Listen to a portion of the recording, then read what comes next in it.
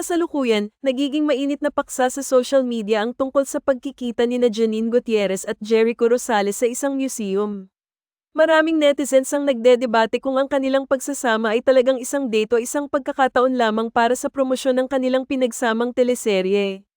Ang ganitong mga isyu ay hindi maiiwasan sa mundo ng showbiz, lalo na sa Pilipinas, kung saan ang bawat galaw ng mga artista ay masusing pinapanood. Ayon sa ilang mga tagahanga ni Janine, tila hindi may kakaila na ang kanilang pagkikita ay higit pa sa isang simpleng pagkakataon. Sinasabi ng mga ito na mayroon silang kasamang team na nagkuha ng mga larawan na maaaring patunay na ang kanilang pagsasama ay bahagi ng promotional campaign para sa kanilang teleserye. Ang mga tagahanga na ito ay nakatutok sa mga detalye at maaaring may punto sila na hindi naman lahat ng mga personal na pagkikita ay may romantikong koneksyon.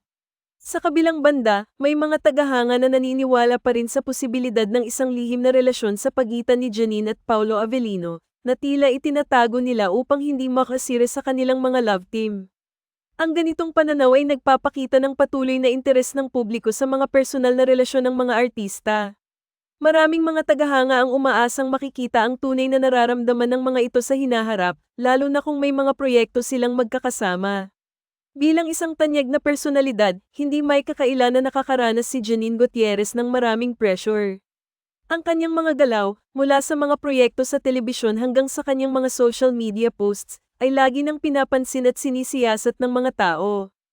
Ang mga artista, tulad ni Janine, ay kadalasang nahaharap sa mga uri ng speculation at gossip na maaaring magdulot ng pressure at stress. Kaya naman, maraming artista ang pinipiling hindi magbigay linaw sa mga ganitong issue upang maiwasan ang mas malalim na intriga.